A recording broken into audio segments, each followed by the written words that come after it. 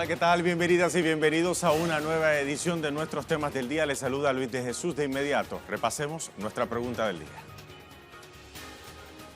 Ahí la tienen en pantalla. Nuestra pregunta de hoy tiene que ver con el brote de coronavirus en China, que ha cobrado ya la vida de más de 170 personas y se han confirmado más de 7.700 casos de contagio. Se han registrado además casos en Asia, Europa, Estados Unidos y Latinoamérica. ¿Qué deberían hacer los países para enfrentar este virus? Esa es nuestra pregunta del día de hoy. Participe de ella y deje su opinión.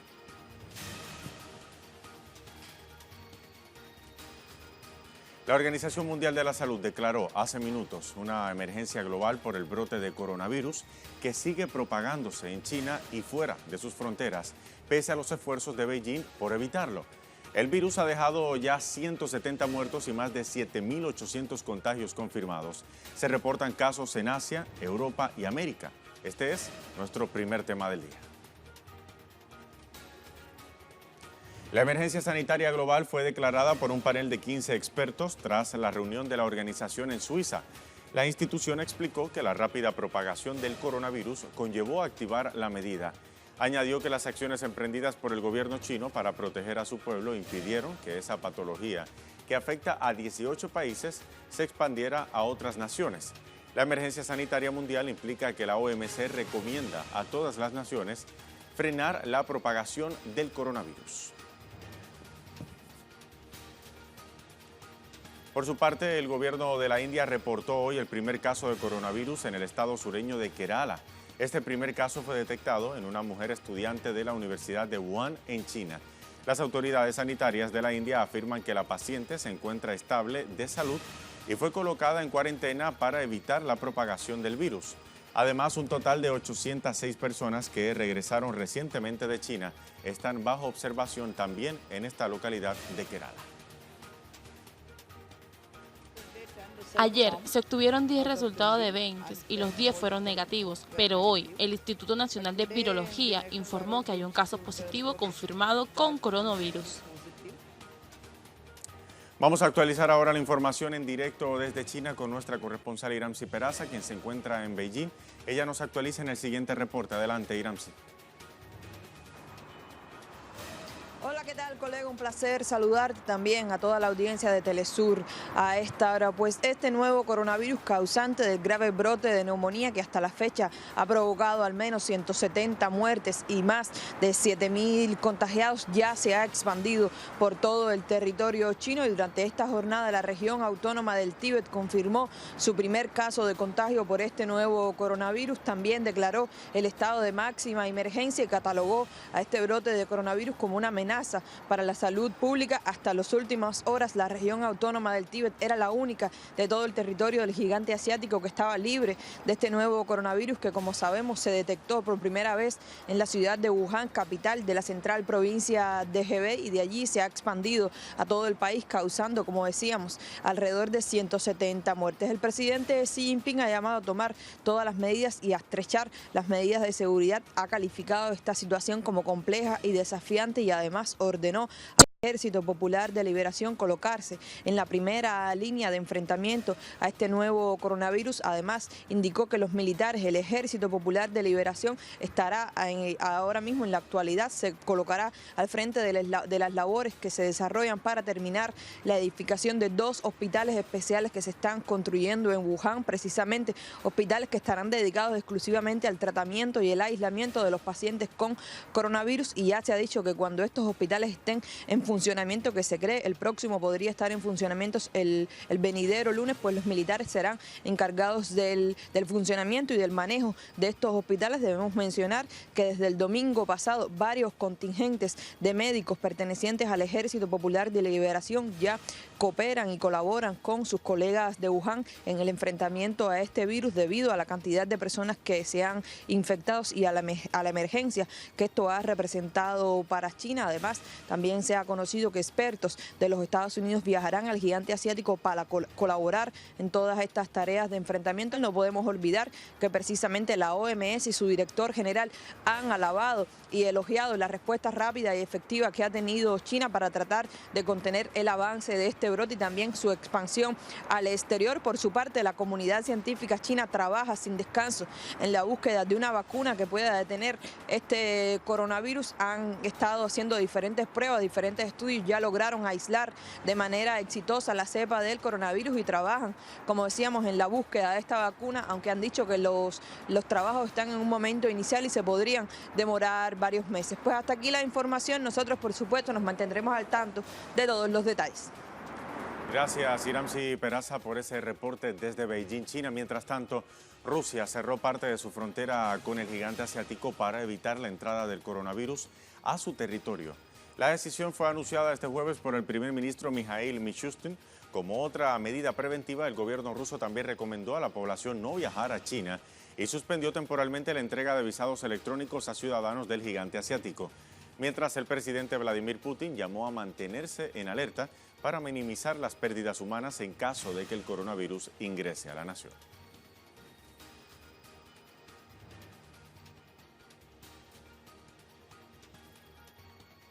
Además, la Organización Mundial de la Salud publicó más temprano este jueves su informe de situación del brote de coronavirus.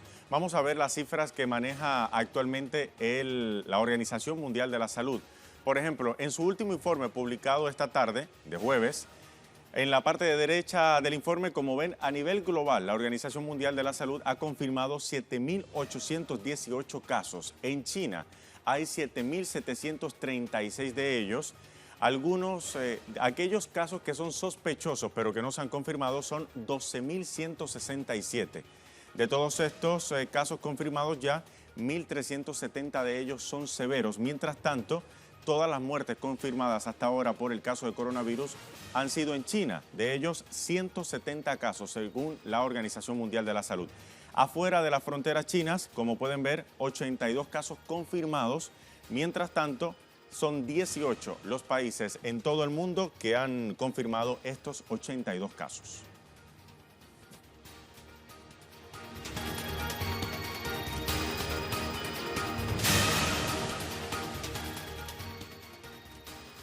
Vamos a repasar entonces nuestra pregunta del día que tiene que ver precisamente con este tema. El brote de coronavirus en China ha cobrado ya la vida de 170 personas y se han confirmado más de 7.700 casos de contagio. Se han registrado casos en Asia, Europa, Estados Unidos y América. ¿Qué deberían hacer los países para enfrentar este virus? Esa es nuestra pregunta de hoy, participe de ella.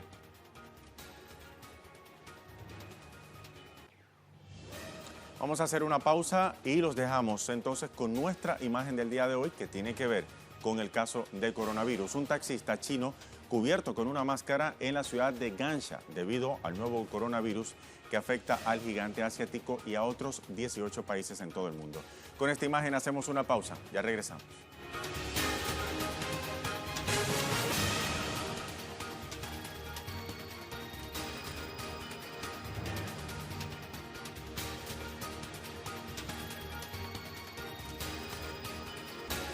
Estamos de vuelta en nuestra edición de temas del día de hoy. Hablemos de otro tema. El primer ministro de Israel, Benjamín Netanyahu, llegó a Moscú para presentar al presidente Vladimir Putin el llamado Acuerdo del Siglo, propuesto por el presidente Donald Trump como una solución al conflicto palestino-israelí.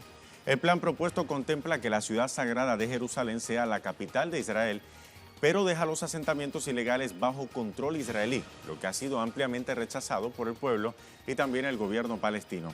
Este es nuestro segundo tema del día. Rusia ha dicho estar lista para continuar los esfuerzos para alcanzar una paz viable en Oriente Próximo. Además, Rusia busca seguir desempeñando un importante papel como mediador entre Israel y Palestina. En ese sentido, el presidente Putin se reunió con Netanyahu y el líder palestino Mahmoud Abbas la semana pasada en Jerusalén y en Belén.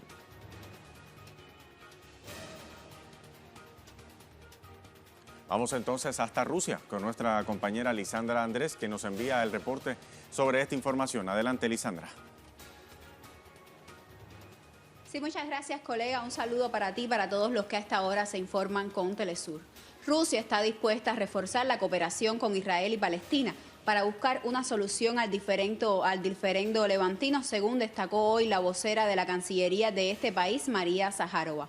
Zaharova afirmó durante una conferencia de prensa que su gobierno sigue con atención las reacciones de los países árabes a la presentación del llamado Acuerdo del Siglo en Washington por el presidente estadounidense Donald Trump.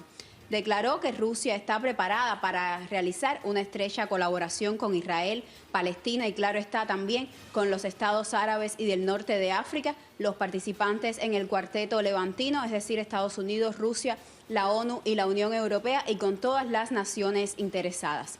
La portavoz estimó que la palabra decisiva en este caso la tienen los palestinos y los israelíes, pues son los únicos capaces de decidir su futuro.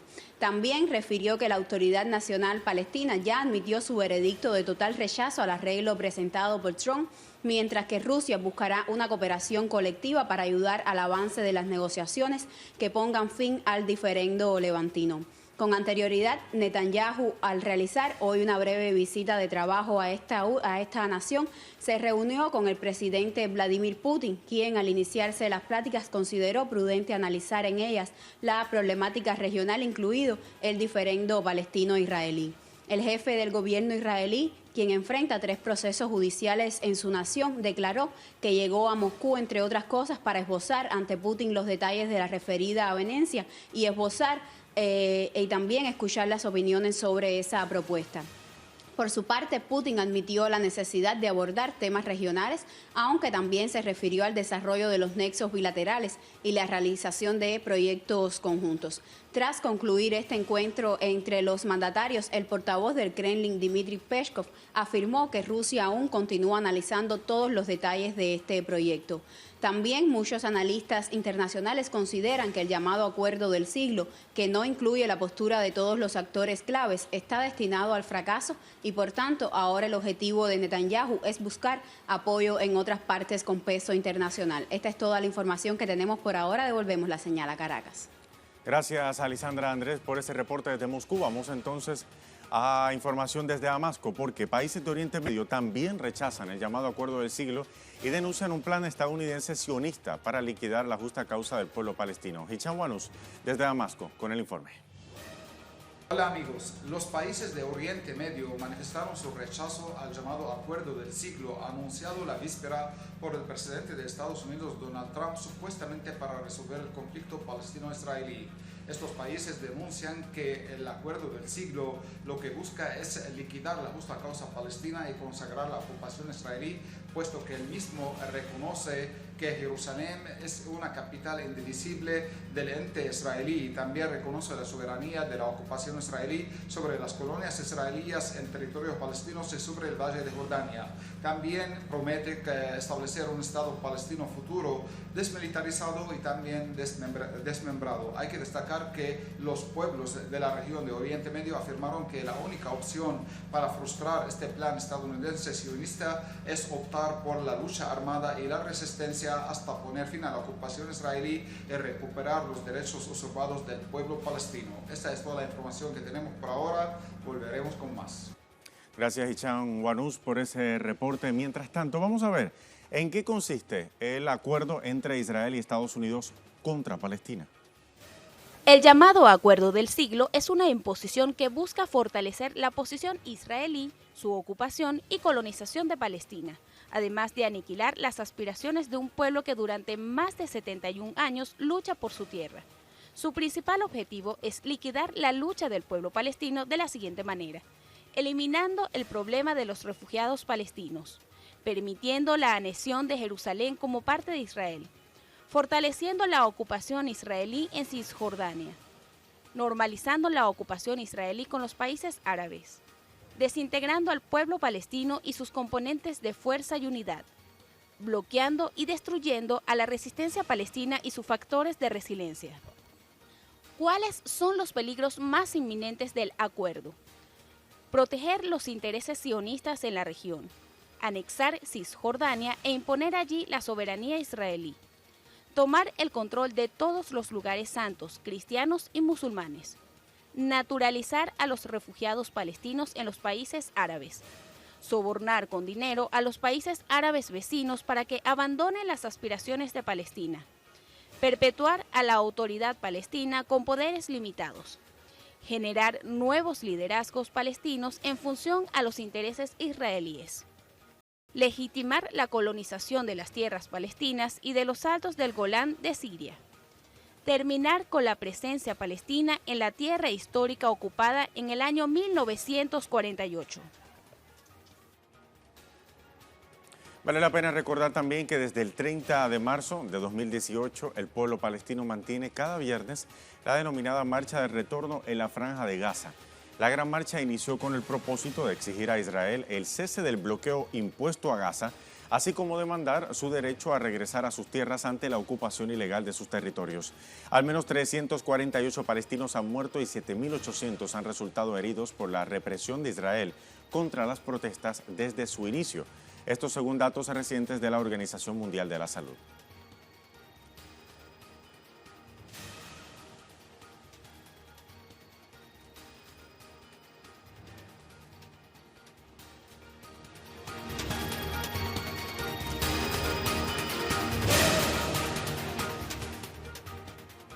Vamos a revisar ahora más informaciones en las cuentas de nuestros corresponsales. Iniciamos con Carolina Silvestre.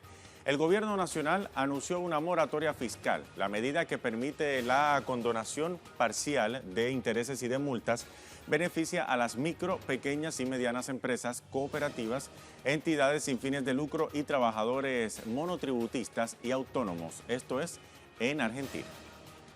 Vamos ahora a información desde Ecuador. Dice Denise Herrera, vamos a ver el reporte. El Frente Unitario de Trabajadores, miembros de diferentes organizaciones de derechos humanos y el defensor del pueblo de Ecuador, Freddy Carrión, brindaron una rueda de prensa donde cuestionaron los últimos pronunciamientos de las diferentes autoridades frente a los informes que la Defensoría del Pueblo impulsó durante las jornadas de movilizaciones en octubre, movilizaciones en contra de la política económica del presidente Lenín Moreno. En este contexto, varias autoridades, como es la ministra de Gobierno, el canciller José Valencia, inclusive el ministro de Defensa Osvaldo Jarrín, cuestionaron sobre las vulneraciones de derechos humanos durante las manifestaciones en el mes de octubre en Ecuador. En este contexto, también recientemente hubo una tergiversación respecto al número de muertos que la Defensoría del Pueblo habría publicado en uno de sus últimos informes. Sin embargo, el defensor del pueblo, Freddy Carrión, fue claro en decir que viene haciéndose un trabajo profundo desde la Defensoría del Pueblo. Rechazó la persecución política frente a los diferentes dirigentes políticos e indígenas, rechazó la criminalización de la protesta, pero además dijo que la vulneración de derechos humanos en el país merece que se reconozcan, por lo cual insta al gobierno a tomar responsabilidades frente a lo que se viene denunciando de diferentes sectores sociales. Además, también anunció que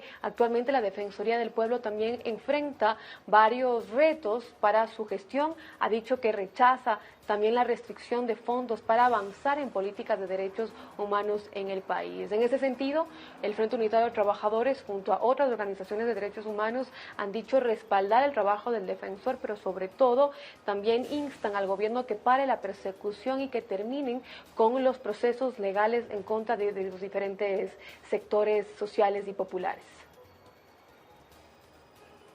Hay información también desde Bogotá, Colombia, con nuestro corresponsal Hernán Tovar en su cuenta en Twitter. Transcurre en Bogotá el segundo encuentro nacional social, sindical, étnico y popular que tiene por objeto analizar y ejecutar acciones contra la política neoliberal de Duque y que afectan profundamente a la población colombiana. De hoy y hasta el día de mañana, diversas organizaciones sociales y movimientos se reúnen en la segunda Asamblea Nacional Sindical, Étnico y Popular aquí en Bogotá. Lo que pretenden es trazar estrategias y planificar las movilizaciones en contra de la política neoliberal que viene implementando el gobierno de Iván Duque, inclusive frente a el tema de violación a los derechos humanos y la violencia sistemática que se viene realizando a los defensores de derechos humanos y diferentes organizaciones sociales en el país. La idea es que el día de mañana ya se tenga un consolidado de lo que será el accionar y las actividades que se van a realizar durante el año en contra de esta política que está implementando el gobierno de Duque. Hay que hacer hincapié en que ya desde el gobierno y más exactamente desde la ministra de Trabajo se viene impulsando una reforma laboral y una reforma pensional. Por eso, y entre otros muchos aspectos, serán los que demandarán los movimientos sociales para salir a las calles a exigirle al gobierno que frene con toda esta política neoliberal que le pretende implementar a los colombianos.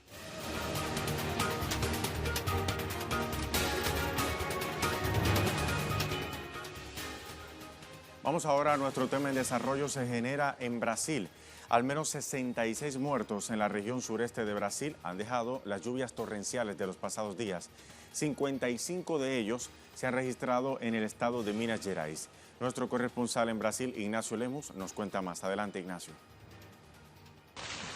Saludos estudios. Se mantiene la preocupación por las lluvias que han tenido lugar durante esta semana en los estados de Minas Gerais, Espíritu Santo y también en Río de Janeiro, y en este momento además en la ciudad de Sao Paulo también con intensas lluvias, pero con números no tan graves como los que se han vivido en aquellas ciudades donde ya se registran en Minas Gerais 55 muertos, un desaparecido, 53.000 evacuados al menos y 101 ciudades en emergencia. También en la ciudad de Espíritu Santo se han registrado 9 muertos, un desaparecido, 14.000 evacuados, 18 ciudades en emergencia y 2 en estado de calamidad. Además, Río de Janeiro también cuenta con 2 muertos y con 8 ciudades en situación de emergencia, a la que se suman 16.000 evacuados. Hay denuncias por parte del movimiento de afectados por las represas en relación a los desbordes de los ríos contaminados por la minera Vale en el año 2015 y en el año 2019 durante los derrames que tuvieron lugar con los quiebres de diques de sus mineras. Y la preocupación está puesta tanto en la contaminación como afecta a los animales y especialmente en los números de muertos que se están registrando ahora en estas regiones. Sao Paulo, como les decía, como se ve, con lluvias en este momento intensas. Es muy temprano para saber si han generado incidentes. Aguardaremos para saber cuál es la respuesta de los órganos oficiales sobre estas lluvias que afectan especialmente al sudeste brasileño, estado de Espíritu Santo, Minas Gerais, también Río de Janeiro. Gracias a Ignacio Lemus. Así está la situación en Brasil con estas lluvias torrenciales. Vamos a pasar ahora a revisar nuevamente nuestra pregunta del día.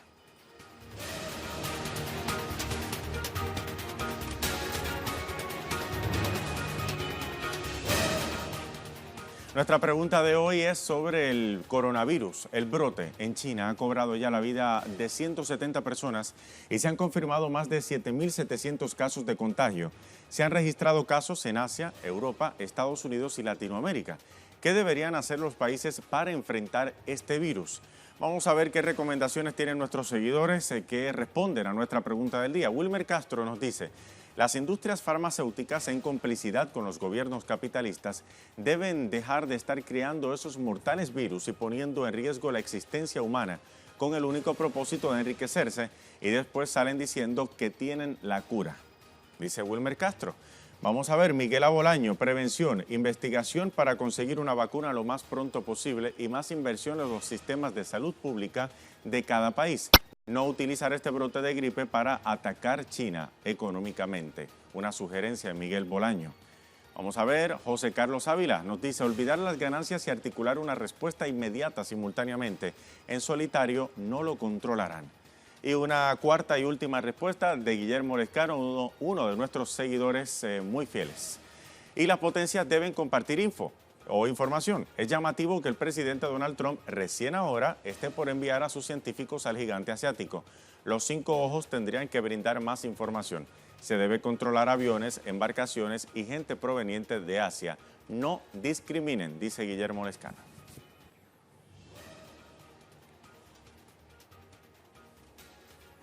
Y bien, para despedir ahora a nuestra edición de Temas del Día, los dejamos con un video de Temas del Día de Aida Merlano, la ex senadora colombiana, condenada a 15 años de prisión en su país por compra de votos y que fue recientemente capturada en territorio venezolano. Con este material despedimos. Hasta la próxima.